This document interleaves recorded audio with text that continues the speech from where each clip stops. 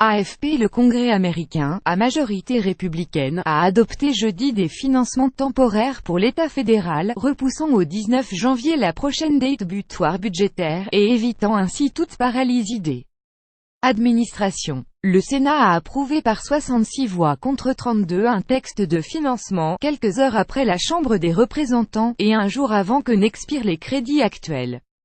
Vendredi à minuit, une partie de la minorité démocrate s'est opposée, contestant l'absence de mesures de régularisation pour les sans-papiers.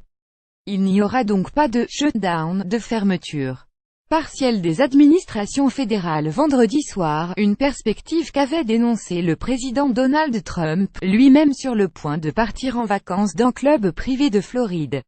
Mais il n'y a donc pas eu non plus de grands compromis sur tous les dossiers de fin d'année, le bras de fer ayant été encore repoussé, cette fois au 19 janvier.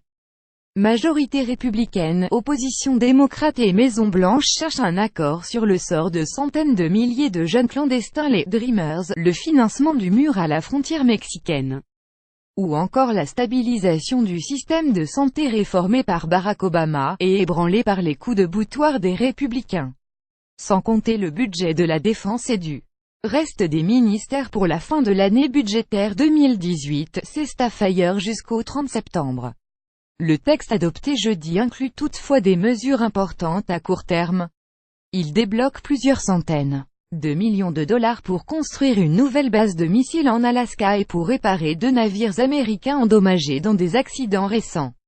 Un programme public d'assurance maladie pour 8,9 millions d'enfants, CHIP, est réautorisé jusqu'au 31 mars, ce qui permettra d'éviter tout défaut de couverture. Et un programme de surveillance des communications sur Internet en dehors des États-Unis est également réautorisé, jusqu'au 19 janvier, alors que autorisation légale arrivait à expiration à la fin de l'année. Les élus débattent depuis des mois pour le renouveler à long terme. Les parlementaires républicains peuvent donc partir en vacances de Noël avec le sentiment du devoir accompli, après l'adoption définitive mercredi par le Congrès d'une grande baisse des impôts, saluée par Donald Trump comme historique et un « cadeau de Noël » aux Américains. Séparément, la Chambre a adopté jeudi une enveloppe de 81 milliards de dollars pour aider les États et territoires frappés par les ouragans et incendies géants de cette saison. Le Sénat se prononcera vraisemblablement en janvier sur ces crédits, la 3e tranche d'une aide fédérale qui se chiffrera au total à près de 133 milliards de dollars.